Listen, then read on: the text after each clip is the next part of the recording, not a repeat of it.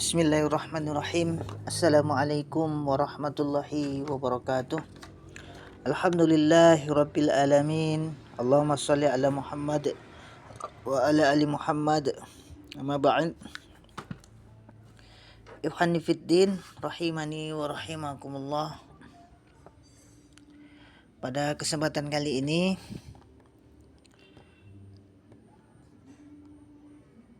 kita bacakan kitab Sirah Nabawiyah, yaitu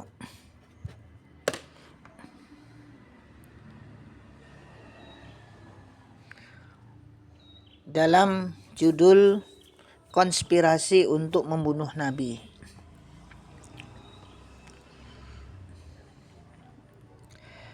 Di antara akibat kekalahan yang diderita orang-orang musyrik dalam perang Badar, mereka semakin dibakar kebencian terhadap Nabi Shallallahu Alaihi Wasallam dan menjadikan Mekah mendidih layaknya periuk.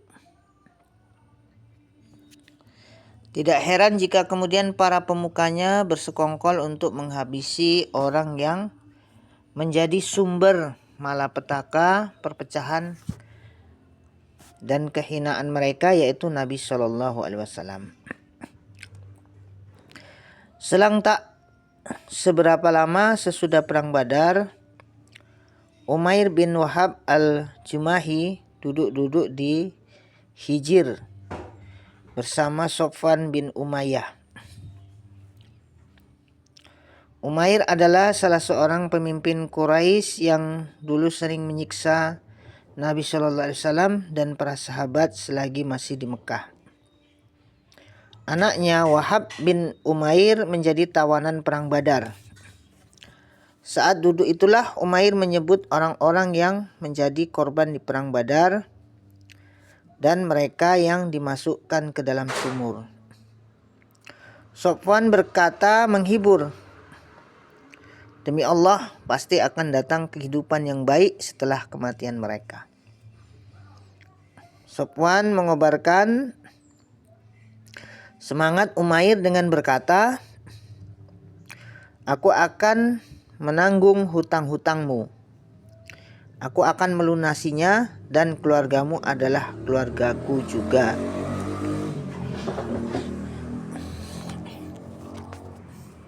Aku akan menjaga selagi mereka masih hidup. Aku sama sekali tidak keberatan melindungi mereka."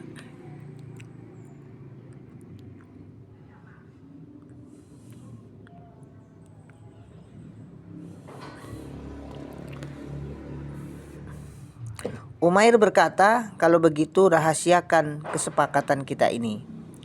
"Akan kulakukan," jawab Sofwan. Umair meminta pedangnya lalu mengasahnya hingga tajam dan mengkilap. Setelah itu dia berangkat hingga tiba di Madinah. Umar bin Al-Khattab yang sedang membicarakan kemuliaan yang dikaruniakan Allah di perang Badar bersama beberapa orang muslim.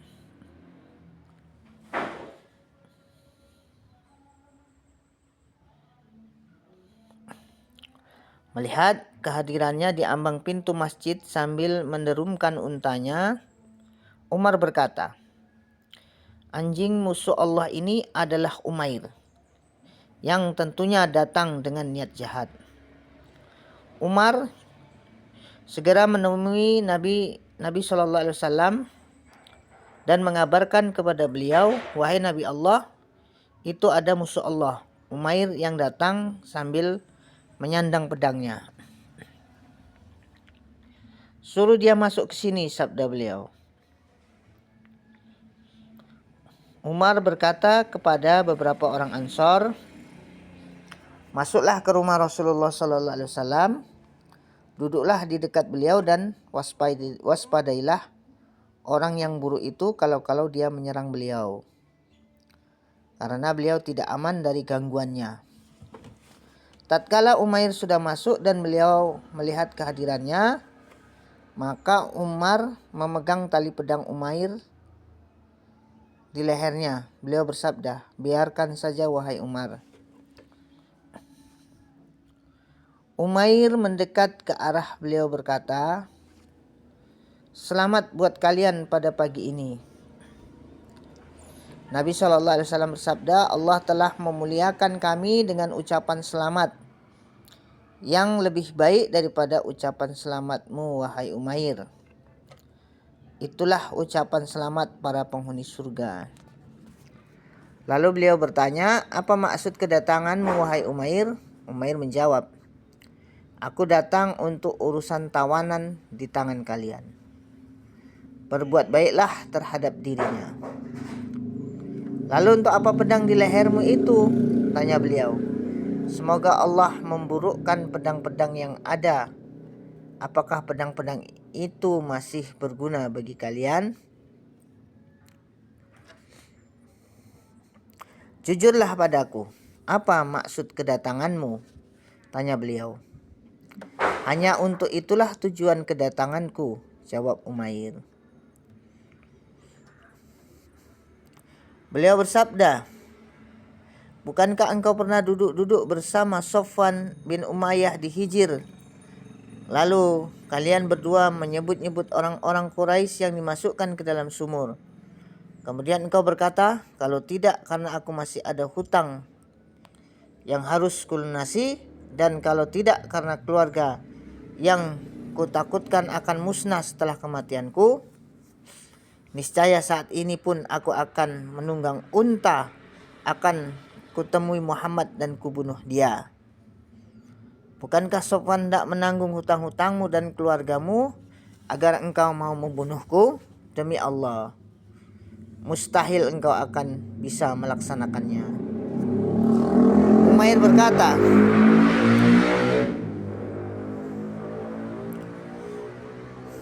"Aku bersaksi bahwa memang engkau adalah Rasulullah. Wahai Rasulullah, dulu kami selalu mendustakan apa yang engkau sampaikan kepada kami, berupa pengabaran dari langit dan wahyu yang turun kepada engkau. Padahal tidak ada yang tahu masalah ini kecuali aku dan Sofwan.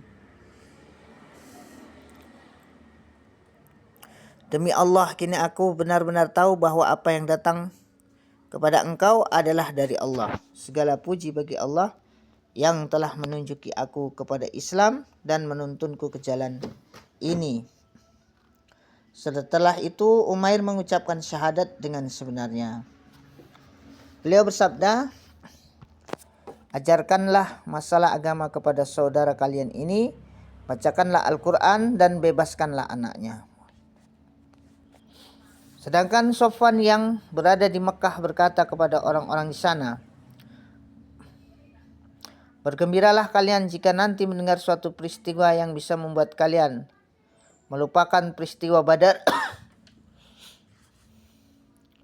Dia pun terus bertanya-tanya, kepada siapa orang yang datang dari bepergian, hingga akhirnya ada seseorang yang mengabarkan tentang keislaman Umair. Maka Sofwan bersumpah untuk tidak berbicara sama sekali dengan Umair dan tidak mau memberinya bantuan macam apapun.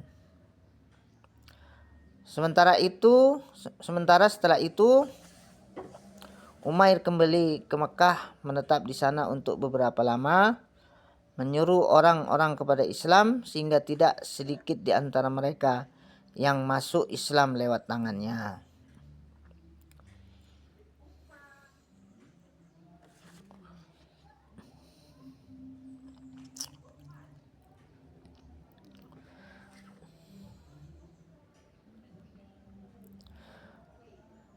Kemudian perang Bani Qainuqa. Di bagian terdahulu sudah kami paparkan tentang butir-butir perjanjian yang telah disepakati Rasulullah SAW dan orang-orang Yahudi. Tentu saja beliau benar-benar melaksanakan isi perjanjian ini dan tak ada satu huruf pun dari teks perjanjian itu yang dilanggar orang-orang Muslim. Tetapi orang-orang Yahudi yang telah melumuri lembaran sejarah mereka dengan pengkhianatan dan pelanggaran janji ternyata tidak menyimpang jauh dari tabiat mereka yang lama, mereka lebih suka memilih jalan tipu daya, persekongkolan, menimbulkan keresahan dan keguncangan di barisan orang-orang Islam. Inilah beberapa gambaran yang mereka lakukan.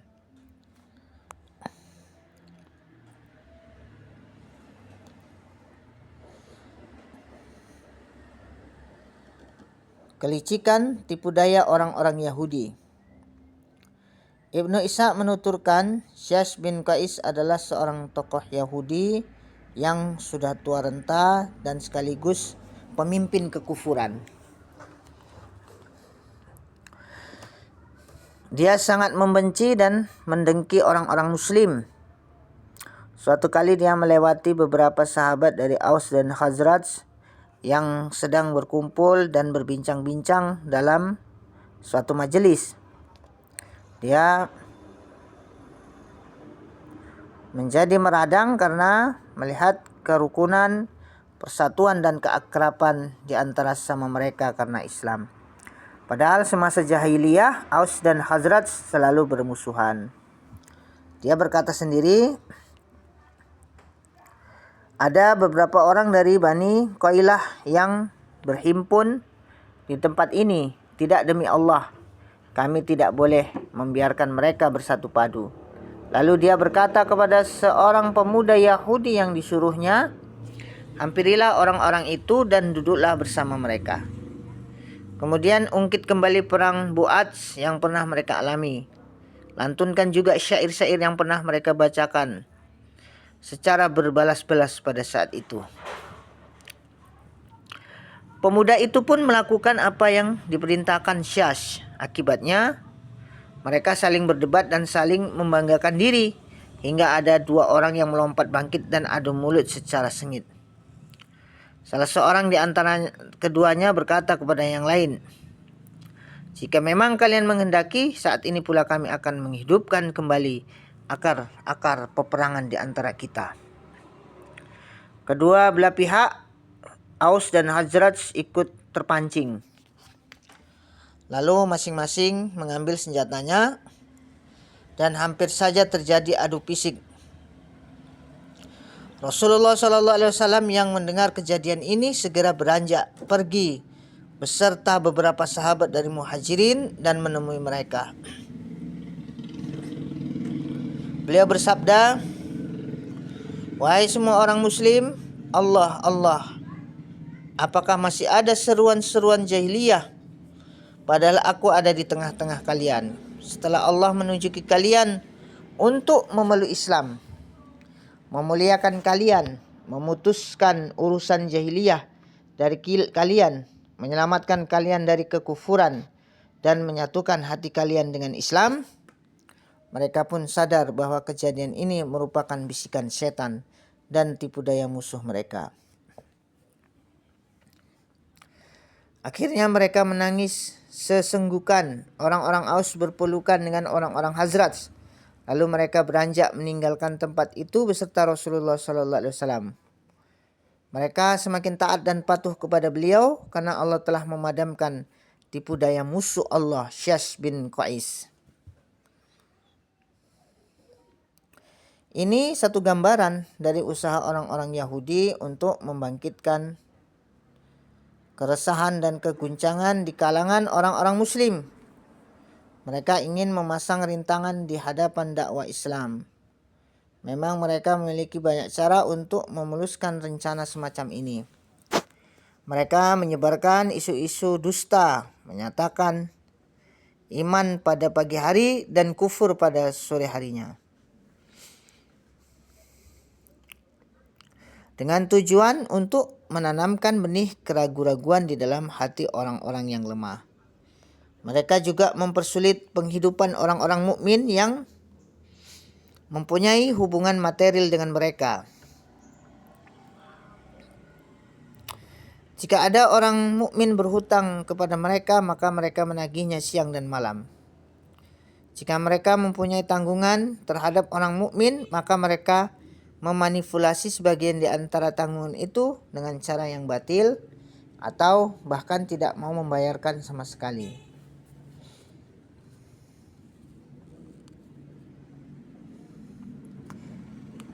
Dalam hal ini mereka berkata, kami mau membayar hutang kami selagi kalian masih berada pada agama bapak-bapak kalian. Tetapi setelah kalian keluar dari agama mereka, maka kami tidak ada kewajiban untuk melunasinya. Mereka berbuat seperti itu sebelum meletus perang Badar, sekalipun sudah dikukuhkan perjanjian dengan Rasulullah SAW. Sementara beliau dan para sahabat selalu bersabar menghadapi semua itu karena mereka mempunyai komitmen untuk menjaga keamanan dan perdamaian di wilayah Madinah.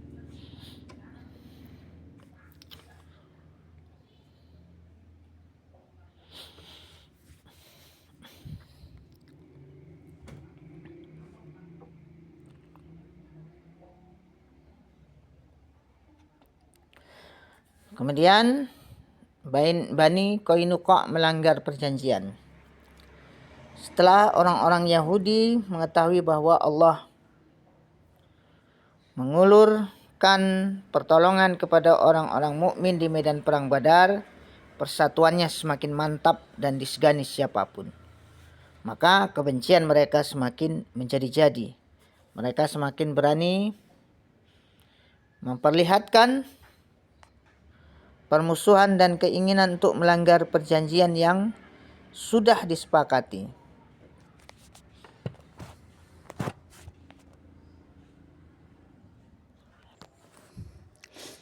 Mereka semakin berani memperlihatkan permusuhan dan keinginan untuk melanggar perjanjian yang sudah disepakati. Tokoh dan pemimpin mereka yang paling menonjol serta paling jahat adalah Ka'ab bin al-Ashraf. Sedangkan dari 3 golongan mereka yang paling jahat adalah Yahudi Bani Qainuqa. Mereka menetap di dalam Madinah sebagai perajin perhiasan, pandai besi, pembuat berbagai perkakas dan bejana. Karena pekerjaan tersebut, mereka memiliki sekian banyak orang yang pandai membuat perangkat-perangkat perang. Sementara mereka juga mempunyai 700 prajurit perang. Karena merasa paling pemberani di antara orang-orang Yahudi, maka mereka menjadi pelopor pertama yang melanggar perjanjian dari kalangan Yahudi. Setelah Allah memberikan kemenangan kepada orang-orang Muslim di Badar, justru kelaliman Yahudi Bani Qainuqa semakin menjadi-jadi. Mereka semakin berani dan lancang mengolok-ngolok, mengejek dan mengganggu orang-orang Muslim yang datang ke pasar mereka. Bahkan mereka juga mengganggu wanita-wanita Muslimah. Karena tindakan dan kesewenang-wenangan mereka ini, maka Rasulullah SAW mengumpulkan mereka, memberi nasihat dan mengajak mereka kepada petunjuk, memperingatkan agar mereka tidak mencari permusuhan dan tidak berbuat semau sendiri. Tetapi peringatan dan nasihat ini dianggap angin lalu. Abu Daud dan lain-lainnya meriwayatkan dari Ibnu Abbas radhiyallahu anhu, dia berkata, setelah Rasulullah SAW memperoleh kemenangan atas Quraisy pada perang Badar dan kembali ke Madinah, maka beliau mengumpulkan mereka di pasar Bani Qainuqa.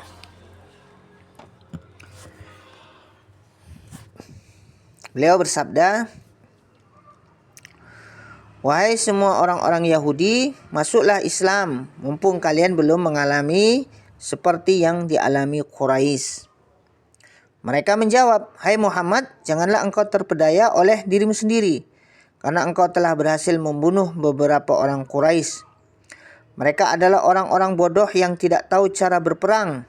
Andaikan saja engkau berperang dengan kami, tentu engkau akan tahu bahwa kamilah orangnya. Kau tentu belum pernah bertemu dengan orang-orang yang seperti kami. Karenanya Allah menurunkan ayat A'udzubillahi minasyaitonirrajim. Qulil ladzina kafaru satu'labuna wa tuhsaruna ila jahannam wa bi'sal mihad.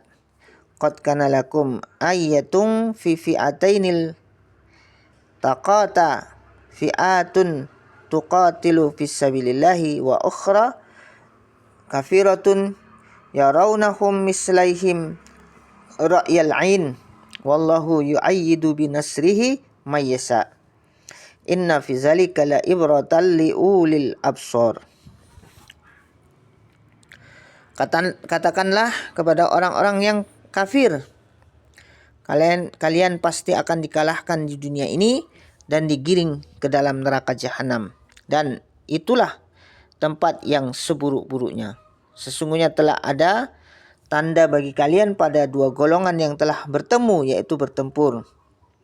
Segolongan berperang di jalan Allah dan segolong yang kafir yang dengan mata kepala melihat seakan-akan orang-orang muslim dua kali jumlah mereka. Allah menguatkan dengan bantuannya siapa yang dikehendakinya. Sesungguhnya pada yang demikian itu terdapat pelajaran bagi orang-orang yang mempunyai mata hati. Quran Surah Ali Imran ayat 12-13. Jawaban Bani Qainuqa ini sudah jelas menggambarkan keinginan mereka untuk berperang. Namun begitu, Rasulullah SAW mampu menahan kemarahan dan orang-orang muslim pun bisa bersabar. Mereka menunggu apa yang bakal terjadi pada hari-hari berikutnya. Orang-orang Yahudi Bani Qainuqa semakin bertambah lancang dan berani karena mulai muncul keresahan di Madinah. Mereka sengaja mempersempit penghidupan penduduk Madinah dan menutup pintu-pintunya. Ibnu Syam meriwayatkan dari Abu Aun bahwa ada seseorang wanita Arab yang datang ke pasar Bani Qainuqa sambil mengenakan jilbabnya. Dia duduk di dekat seorang pengrajin perhiasan. Tiba-tiba beberapa orang di antara mereka bermaksud hendak menyingkap kerudung yang menutupi wajahnya. Tentu saja wanita muslimah ini berontak. Dengan diam-diam tanpa diketahui wanita muslimah itu, pengrajin perhiasan tersebut mengikat ujung bajunya sehingga tatkala bangkit auratnya tersingkap. Mereka pun tertawa dibuatnya. Secara spontan, wanita muslimah berteriak. Seorang laki-laki muslim yang ada di dekatnya melompat ke arah pengrajin perhiasan dan membunuhnya. Orang-orang Yahudi lainnya mengikat laki-laki muslim itu lalu membunuhnya. Kejadian ini disebarluaskan orang-orang muslim kepada sesamanya dan mereka pun siap untuk menyerang orang-orang Yahudi Bani Qainuqa.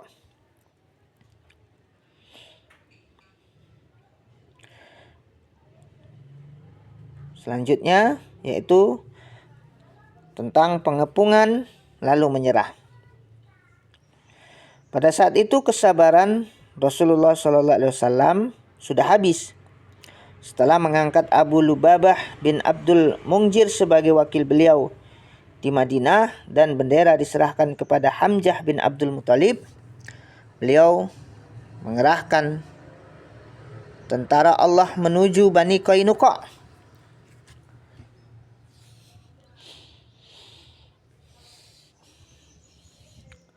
Karena orang-orang Yahudi Bani Qainuqa bertahan di benteng mereka, maka beliau mengepung mereka secara ketat. Saat itu hari Sabtu pada pertengahan Syawal 2 Hijriah. Pengepungan berjalan selama 15 hari hingga muncul hilal bulan Zulqa'dah. Allah menyusupkan rasa takut ke dalam hati orang-orang Yahudi itu. Dan memang begitulah jika Allah hendak menghinakan satu kaum yang diawali dengan menyusupkan perasaan takut ke dalam hati mereka. Akhirnya mereka menyerah kepada keputusan Rasulullah SAW untuk berbuat apapun terhadap diri mereka, harta, para wanita dan keluarga mereka. Beliau memerintahkan untuk menghabisi mereka dan pasukan muslimin siap melaksanakannya. Tiba-tiba Abdullah bin Ubay bin Salul bangkit memerankan sifat kemunafikannya. Dia mendesak agar beliau memaafkan orang-orang Yahudi itu seraya berkata, "Hai Muhammad, berbuat baiklah kepada teman-temanku, karena memang dulu Bani Qainuqa merupakan sekutu Khazraj." Karena beliau diam saja, Abdullah bin Ubay mendesak lagi.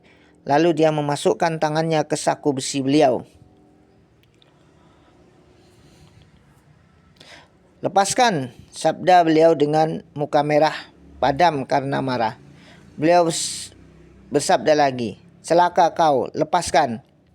Tetapi tokoh munafik ini tetap mendesak beliau sambil berkata, "Tidak, demi Allah, aku tidak akan melepaskanmu hingga engkau mau berbuat baik kepada teman-temanku." Dengan mengerahkan 400 orang tanpa mengenakan baju besi dan 300 orang yang mengenakan baju besi, mereka pernah menghalangiku untuk berperang dengan berbagai kaum. Tetapi apakah justru engkau akan membantai mereka hanya dalam satu saat? Demi Allah, aku khawatir akan timbul bencana di kemudian hari. Akhirnya Rasulullah SAW mau memperhatikan apa yang dikatakan orang munafik ini, yang memperlihatkan keislaman hanya semenjak sebulan sebelumnya. Karena desakannya itu, beliau mau bermurah hati kepada mereka. Beliau memerintahkan agar orang-orang Yahudi Bani Qainuqa meninggalkan Madinah sejauh-jauhnya dan tidak boleh hidup bertetangga. Maka mereka pergi ke perbatasan Syam dan tiada seberapa lama banyak di antara mereka yang meninggal dunia. Sementara itu, beliau menahan harta benda mereka. Beliau sendiri mengambil 3 keping uang, 2 baju besi, 3 pedang, dan 3 tombak serta 1/5 harta rampasan. Yang bertanggung jawab mengumpulkan semua harta rampasan pedang perang adalah Muhammad bin Maslamah. Ikhwani fiddin rahimani wa rahimakumullah. Demikianlah telah kita bacakan bagaimana peristiwa setelah terjadinya perang Badar, yang mana perang tersebut dimenangkan oleh pihak kaum mukminin, sehingga membuat orang-orang kafir baik dari kalangan Yahudi, mereka semakin bertambah bencinya dan permusuhannya terhadap Islam. Akan tetapi semua perbuatan mereka tersebut tidak memberi pengaruh terhadap umat Islam. Setiap tipu daya yang mereka lancarkan dengan pertolongan Allah SWT dapat dilemahkan dan dikalahkan. Demikian, mudah-mudahan bermanfaat. Wallahu taala a'lam. Subhanakallahumma wa bihamdika asyhadu an la ilaha illa anta astaghfiruka wa atubu ilaik. Wassalamualaikum warahmatullahi wabarakatuh.